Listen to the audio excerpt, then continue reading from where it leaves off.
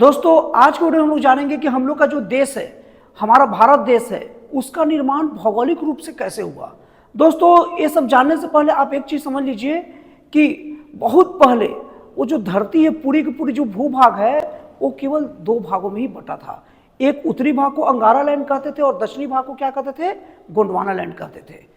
Plate विवर्तनिक के कारण जो अंदर की जो प्लेट है उनके टूटने के कारण गोंडवाना लैंड से भारत की मुख्य भूमि अलग हो गई और वो करोड़ों साल की यात्रा करने के बाद ये यूरेशिया पर्वत से टकराई।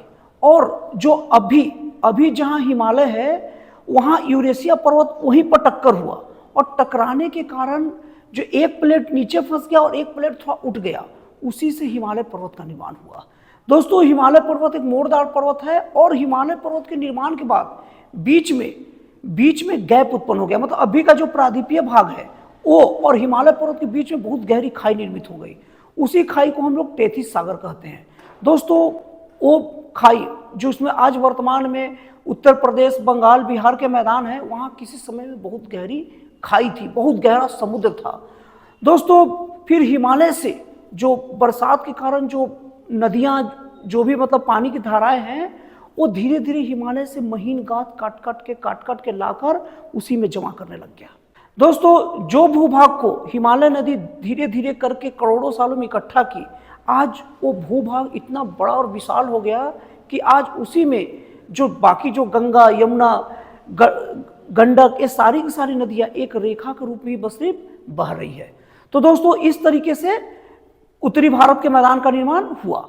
दोस्तों जो हमारी भारत भूमि है वहाँ करोड़ों साल पहले लावामुखी का बहुत ज़्यादा उद्गार होते रहते थे। भूमि इतना शांत नहीं था, वो कई करोड़ों साल तक लावा का उद्गार होते रहा और उससे ठंडा होने में भी करोड़ों साल लग गए और इस तरीके से दक्षिण भारत के पठार का निर्माण हुआ और इसीलिए उसमें अलग अलग तरीके के मिनरल पाए जाते हैं। और दोस्तों एक चीज़ मैं आपको बता दूं कि सबसे ज़्यादा भारत के पूर्वी भाग में पहाड़ ऊंचे ऊंचे हुए और ख़ास करके असम, मेघालय, ये सब के पहाड़ ऊंचे रहे तो जो भी मानसूनी हवाएं आती थी समुद्र की तरफ से, इनको ये रोक लिया करते थे और यहाँ पर जब हवा ऊपर उठती थी और एकाएक ठंडी होती थी तो यहाँ पर बरसात भी बहुत ज़्यादा हुआ। इस तरीके से भारत का पूर्वी भाग हरा भरा हो गया।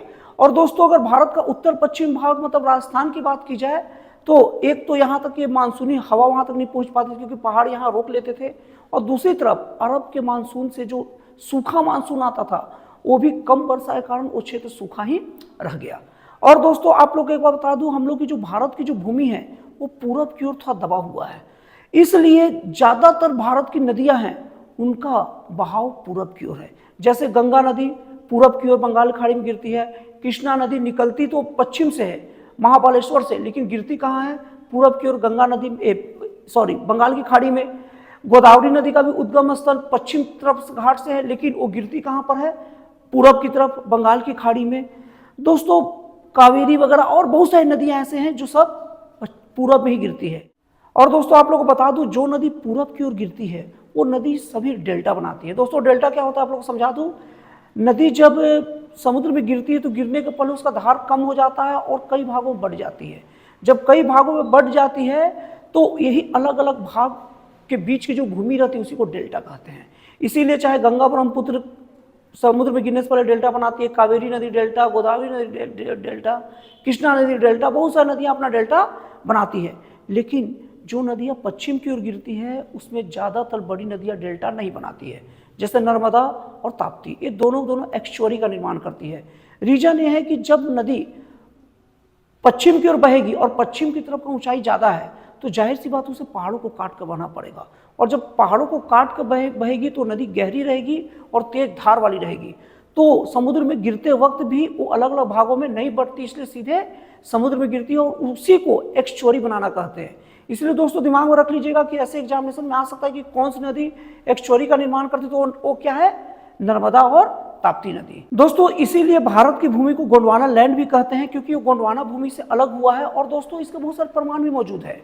पहले अफ्रीका और भारत, अफ्रीका का दक्षिण भाग और भारत एक दूसरे से मिला था और वहीं से अलग हुआ था, इसीलिए दक्षिण अफ्रीका और भारत की वनस्पतियों में भी बहुत ज़्यादा समानता पाई जाती है।